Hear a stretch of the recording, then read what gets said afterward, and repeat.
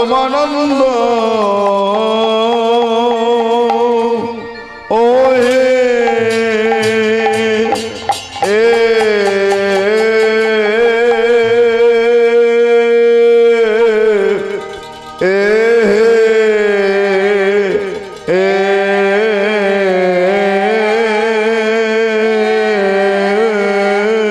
পরম দয়াল নিতা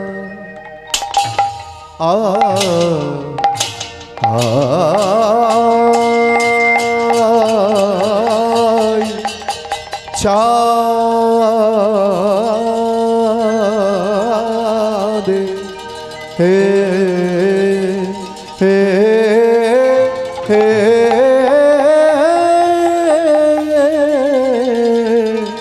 নিতাই চাঁদে জয় দাও জয় দাও না আগো আহামরি অক্রোধ পরমা আমার গোরা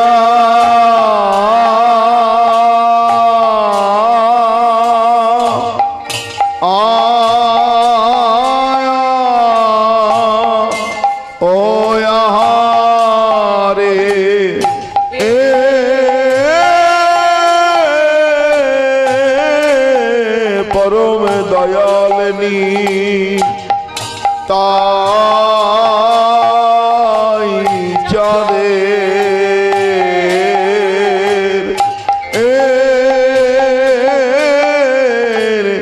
নিতাই চাঁদের জয় দাও জয় দাও গো আমরি আরে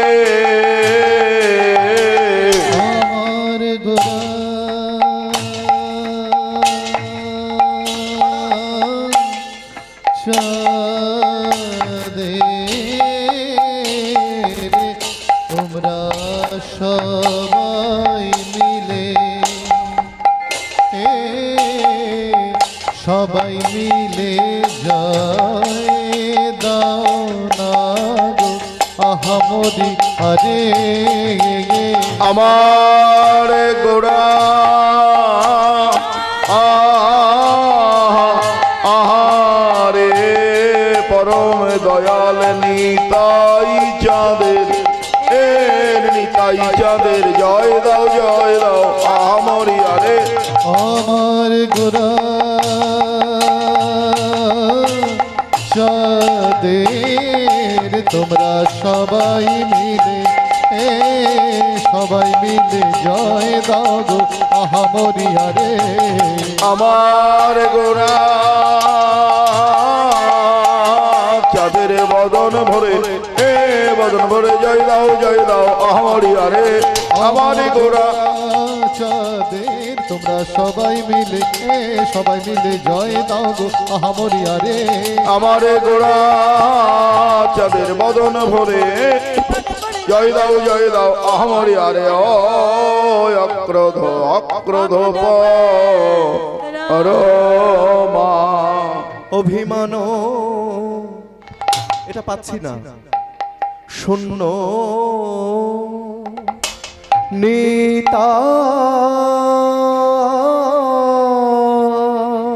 আরে আরে কি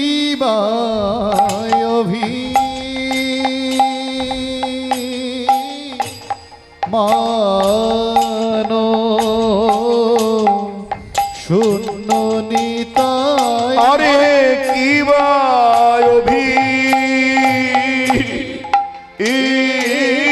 মানো শূন্য নিতাই আরে কি অভিমানো শূন্য নিতাই আরে কি অভিমানো শূন্য নিতাই আরে কি অভিমানো শূন্য নিতাই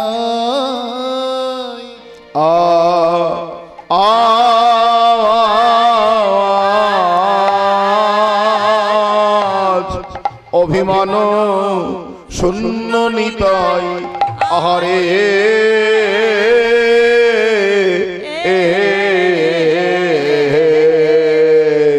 ওরে ঘরে ঘরে নাম বিলা ইলো অযাচকের গলা গলা ধরি নাম বিলাইল অযাচকের গলা গলা ধরে নাম বিলাইল অযাচকের গলা গলা ধরে বিলাই অযাচকের গলা গলা ধরে নাম বিলাইল ওরে অক্রোধ পরমা অক্রোধ পরমা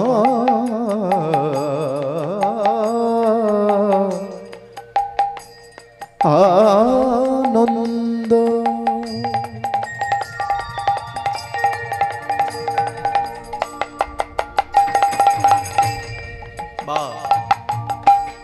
সেই নিত্যানন্দ ও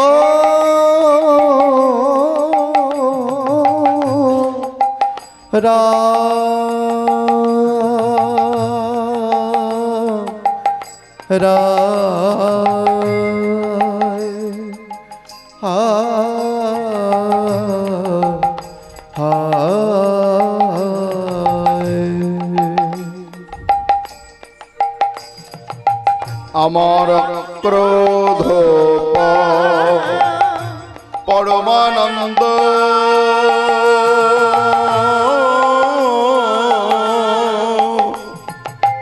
সেই নিত্যানন্দ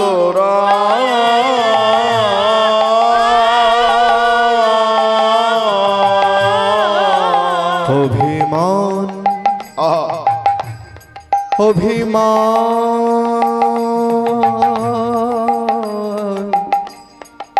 অভিমান মানভিমান শূন্য নিতাই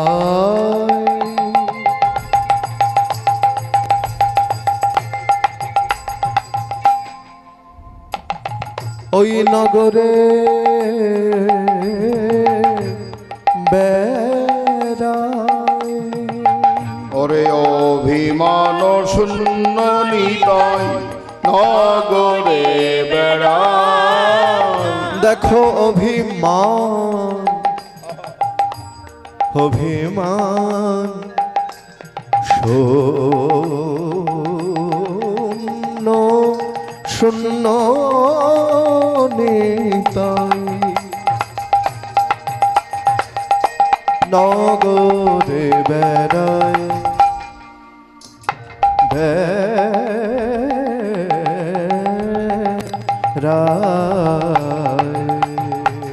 ওরে মানভিমান শূন্য নিতাই নগরে বেড়াই তোমরা ভজ নিতাই ভজ নিতাই একবার ভজ নিতাই ভজ নিতাই তোমরা ভজ নিতাই ভজ নিতাই ভজ নিতাই ভজ নিতাই তোমরা বলো নিতাই বলো নিতাই ভজ নিতাই ভজ নিতাই তোমরা বলো নিতাই বলো নিতাই ভজ নিতাই ভজ নিতাই তোমরা বলো নিতাই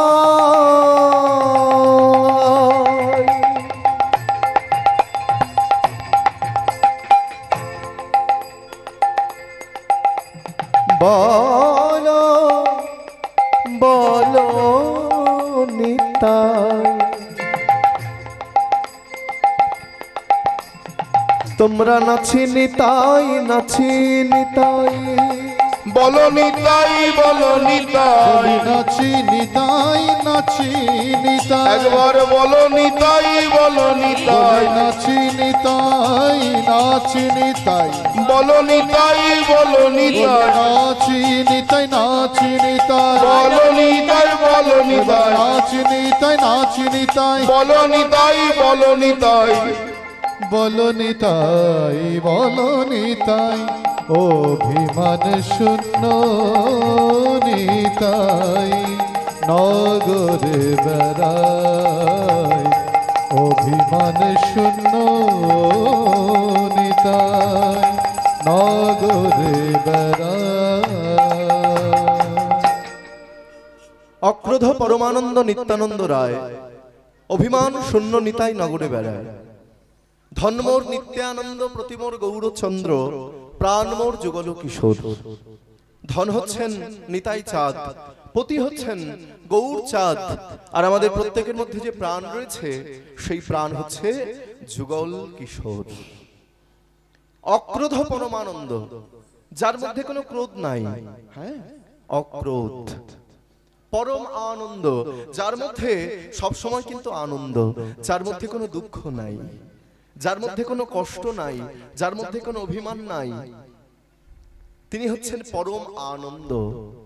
অক্রোধ পরমানন্দ তিনি কে? তিনি হচ্ছেন নিত্যানন্দ রায়। অভিমান শূন্য নিতাই নগরে বেড়ায়, তার মধ্যে কোনো অভিমান নাই, তিনি অভিমান শূন্য হয়ে হরিনাম প্রচার করছেন। বাবা, তার মধ্যে যদি অভিমান থাকতো তিনি কি এইভাবে ঘরে ঘরে হরিনাম প্রচার করতে পারতেন? কি গো মায়েরা, তার মধ্যে কোনো অভিমান নাই বলেই সে কিন্তু হরিনাম প্রচার করতে পেরেছেন। ভজনিতাই বলনিতাই দেখো নিতাই, দেখো নিতাই দেখো নিতাই দেখো নিতাই, বলো নিতাই বলো নিতাই বলো নিতাই, গেলে নিতাই পেতে নিতাই নাচে নিতাই নাচে নিতাই, নাচি নিতাই নাচি নিতাই আমরা নাচিনি তাই। এই জগতে এত হরিনাম কীর্তন আয়োজন কার জন্য? সব কিন্তু আমার নিতাই চাঁদের জন্য, কারণ তিনি যদি না থাকতেন তাহলে কিন্তু এইভাবে হরিনাম প্রচার হতো না। নিতাই চাঁদের জন্যই কিন্তু এত হরিনাম প্রচারিত হয়েছে মায়েরা। এবং তোমাদের বলে রাখি, মহাপ্রভু মাত্র 24 বছর বয়সে সন্ন্যাস ধর্ম গ্রহণ করে চলে গেলেন নবদ্বীপ ছেড়ে। সন্ন্যাস নেবার আগে নিত্যানন্দ প্রভুকে দায়িত্ব দিয়ে গেলেন, দাদা পৃথিবীতে যত আছে নগরাদি গ্রাম সর্বত্রই প্রচার হবে মধুর হরিনাম। তুমি যাকে দেখবে তাকে হরিনাম দেবে।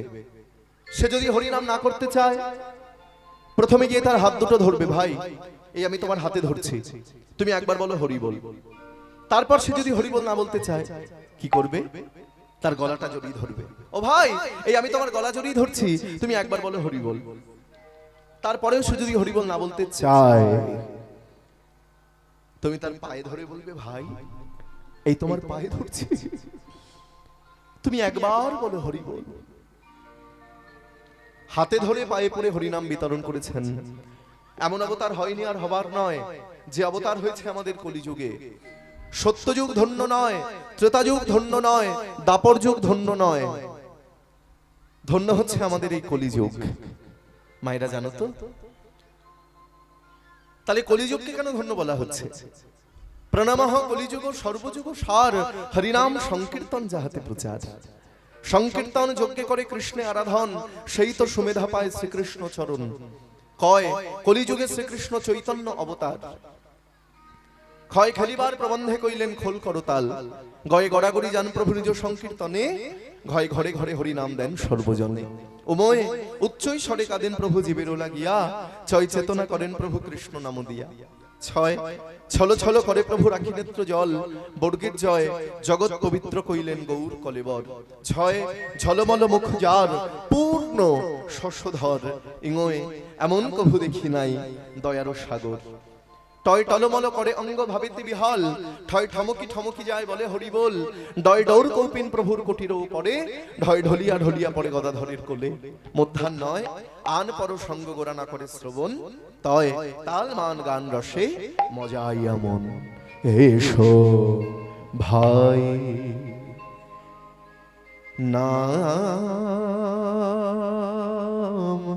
গাই, কৃষ্ণ কৃষ্ণ নাম হরে নাম হে শোভা নাম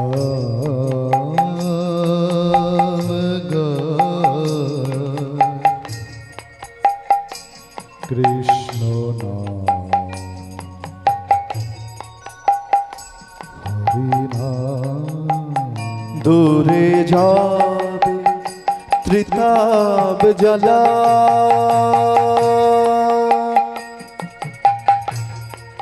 দূরে যাবে ত্রিতাব জালা তোমরা নাও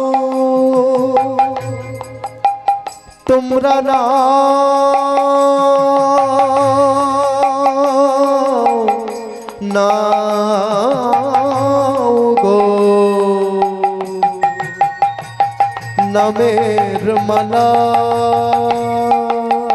দূরে যাবে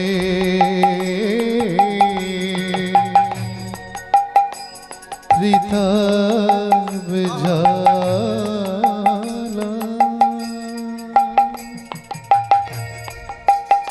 তোমরা নাও গো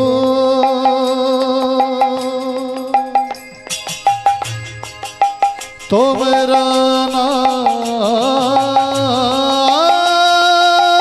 গো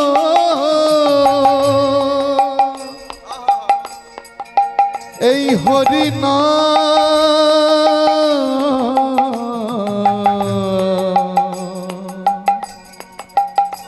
নামের মালা কেউ সারা জীবন ধরে কালীর আরাধনা করেছে বাবা, কালীর ধ্যান, কালীর জপ, কালীর তপস্যা, কালী পূজা, লাল বসন পড়েছে, কপালে মোটা করে সিঁদুরের টিপ পড়েছে। এইবার সে যখন মারা গেল, তা সারা জীবন ধরে যে কালীর আরাধনা করেছে, সে যখন মারা গেল, তার বুকের উপরে কি কেউ কালীর পাঁচালি তুলে দেবে? কি গো মায়েরা? আর চারজনে করে যখন কাঁধে করে নিয়ে যাবে, মুখে কি বলবে? বলো কালী, কালী বল, বলো কালী, কালী বল বলবে? বলবে না। তার বুকের উপরে কালীর পাঁচালি নয়, তার বুকের উপরে তুলে দেবে গীতা। আর চারজনে যখন কাঁধে করে নিয়ে যাবে, চারজনে বলবে বলো হরি, হরি বল, হরি সদা সরি, বলো হরি, চলে যাবে দেহ তরি, সদা সরি বলো হরি করে যাবে দেহ তো। হরি নাম করো ভাই, কৃষ্ণ নাম করো, হরি নাম বলো, কৃষ্ণ নাম বলো। তোমাদের ভবব্যাধি দূরে যাবে, সদা সরি বলো হরি তোরে যাবে দেহ তো। হরে কৃষ্ণ, হরে কৃষ্ণ, কৃষ্ণ কৃষ্ণ, হরে হরে, হরে রাম,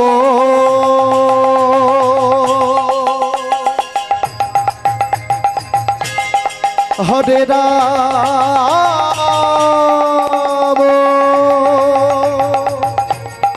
রাম রাম, হরে হরে, নিতাই গৌর হরি বল। হরে কৃষ্ণ হরে কৃষ্ণ কৃষ্ণ কৃষ্ণ হরে হরে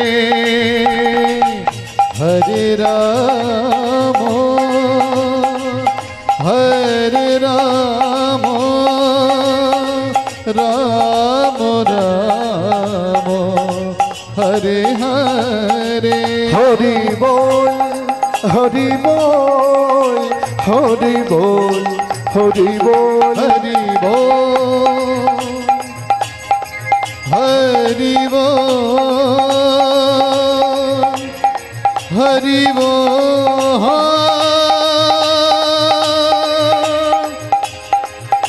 হরি হরি বল।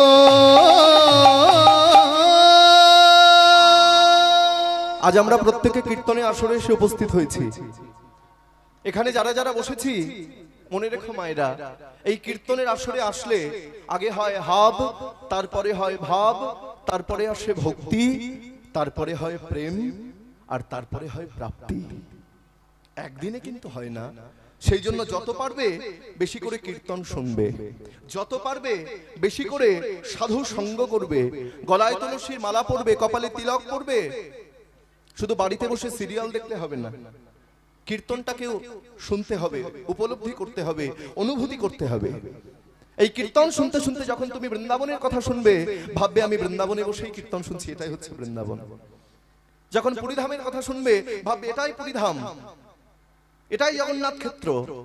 আবার যখন নবদ্বীপের কথা শুনবে, ভাববে এটাই শ্রীধাম নবদ্বীপ, আমি নবদ্বীপেই বসে কীর্তন শুনছি।